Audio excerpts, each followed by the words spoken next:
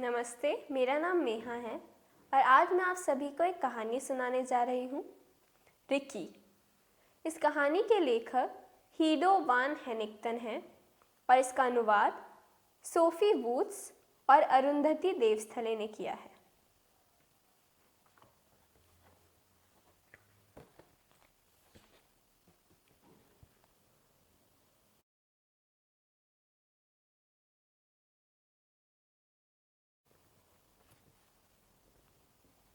खरगोश कई तरह के होते हैं।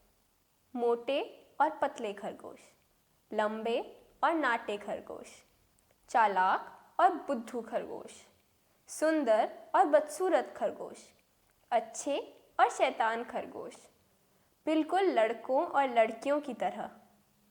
सबके दो लंबे कान होते हैं। रिकी के भी हैं, पर रिकी के कान अलग से हैं।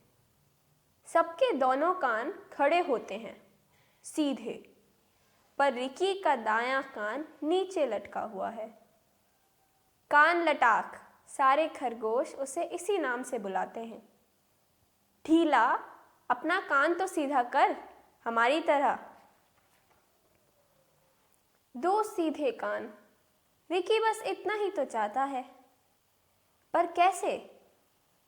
उसने पेड़ की टहनी से उल्टा लटक कर देखा। ऐसा करने से उसका कान सीधा सा हो गया, पर वह पूरी जिंदगी इसी तरह लटका कैसे रहता? उसने नानी की पुरानी गर्म टोपी पहनकर कान छिपाने की कोशिश की। उसका यह हुलिया देखकर सब खरगोश हंसने लगे। आज तक उन्होंने इस तरह का मजेदार कुछ नहीं देखा था। अच्छा हुआ जो रिकी ने नहीं सुना, पर उसे बुरा तो लगा ही। उसने कान में गाजर खोसकर उसके सहारे दाएं कान को खड़ा करने की कोशिश की। उसे देखकर सारे दोस्त ठहाके मारकर हंस रहे थे। क्या मैं तेरा कान चबाऊं? किसी ने पूछा। उसने सूखी टहनी के सहारे अपना कान बांधकर खड़ा रखने की कोशिश की। सब खरगोश और भी जोर जोर से हंसने लगे। फिर उसने अपने कान पर पट्टी बांध ली। उसने पापा की बेंत की छड़ी पर कपड़े की चिटकनी लगाकर कान को खींचा। उसने गुब्बारे से बांधकर कान खड़ा किया। सारे खरगोश हंस हंस कर घास पर लोट-पोट हो गए।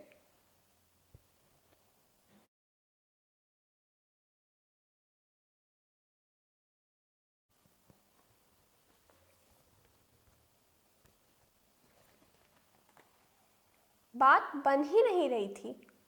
मैं उन गंदे खरगोशों से कभी नहीं मिलूंगा, उसने पेड़ों पर चीखते हुए कहा।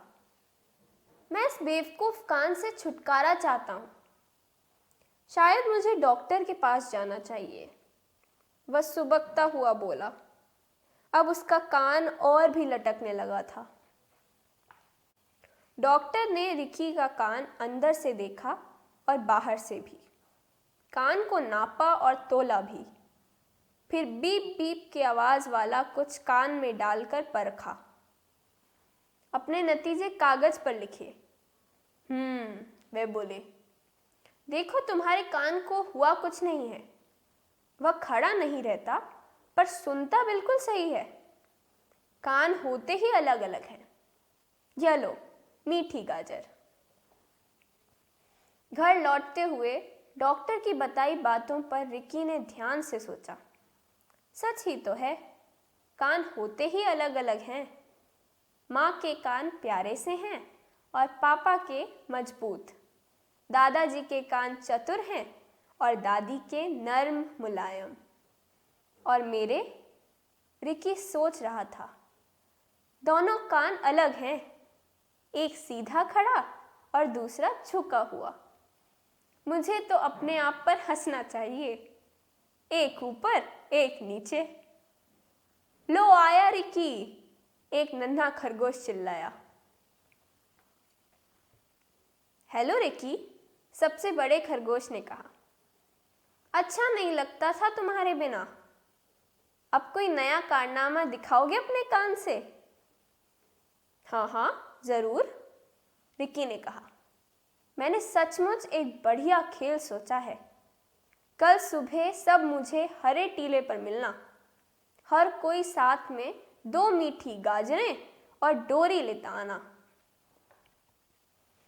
देखो, रिकी बोला, एक गाजर सामने जमीन पर रख दो और दूसरी बाली की तरह कान से लटका दो, जैसे मैंने लटकाई है वैसे, एक ऊपर एक नीचे।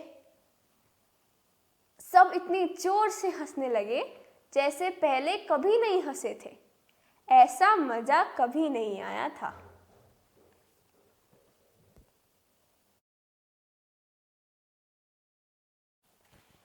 धन्यवाद।